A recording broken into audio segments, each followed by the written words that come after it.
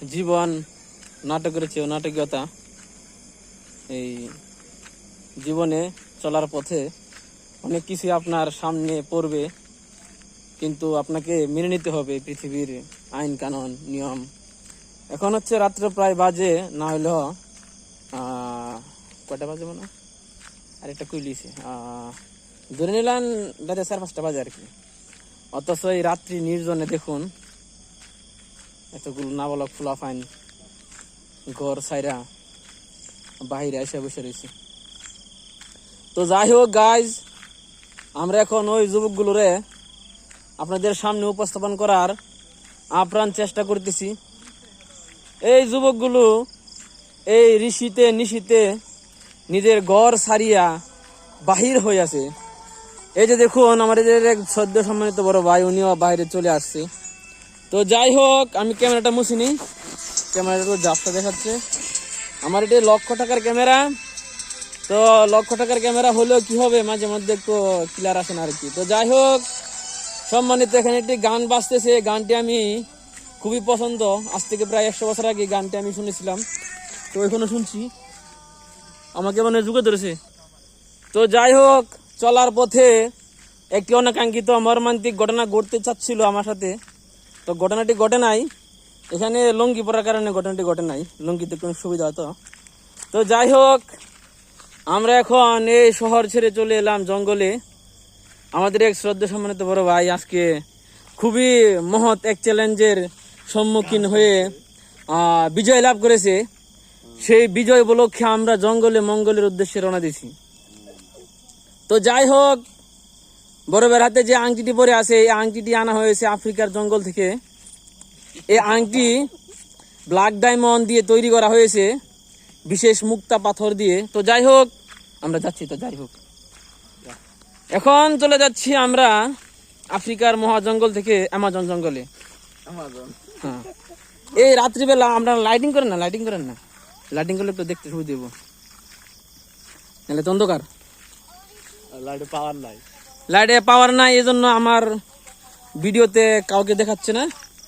আমরা এখানে আসছি প্রায় শতাব্দী মানুষ। তো যাই হোক, আমাদের সামনে এক বড় ভাই আমাদেরকে রাস্তা চিনিয়ে চিনিয়ে নিয়ে যাচ্ছে। উনি হচ্ছে আমাদের শ্রদ্ধা সম্মানিত মারুফ ভাই। উনি রাজশাহী থেকে আগত, যদিও এবার বিপিএল এর মধ্যে রাজশাহী বেশি একটা কিছু ভালো কিছু করতে পারে নাই।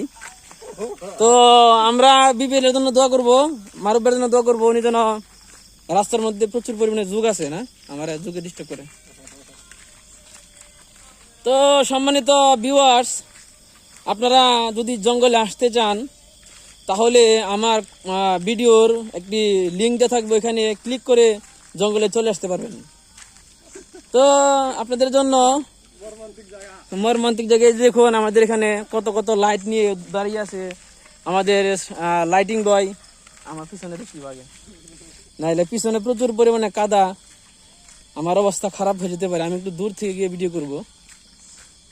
তো আমরা চলে আসতেছি। আমার তো লাইট দিলে ভালো তো, শাস্তে ভাই একটা লাইট দিন।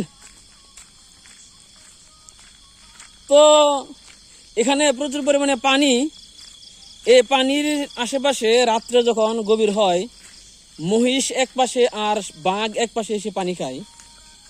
তো আমরা এই মুহূর্তটি যদি ভুলবশত কারণে ভিডিওতে ধারণ করতে পারি, আপনাদেরকে অবশ্যই অবশ্যই এটা দেখাবো, কেননা এটি খুবই মর্মান্তিক একটি দৃশ্য।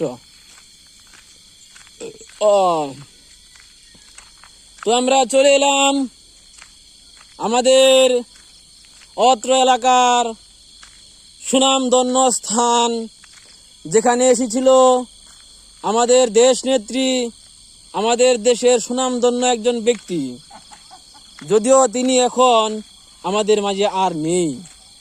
এই যে ভাইটি কষ্ট করে বসে পড়েছেন এখানে। ভাইজান, আপনার অনুভূতি কি বলেন?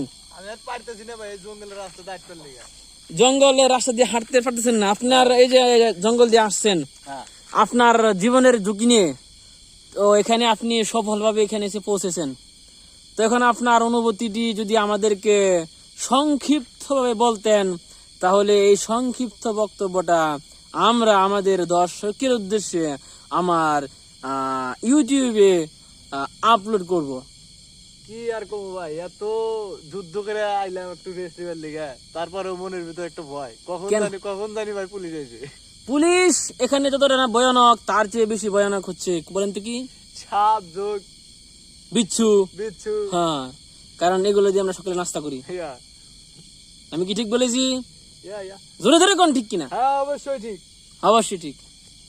এই যে আমাদের এখানে আরো একটি ভাই বসে পড়েছে, এই বসা নিয়ে আমরা একটি ভিডিও বানাবো, অতি ভাই, শীঘ্রই আসছে। সামনে কুত্তা আসতেছে একটা, ও দুইটা।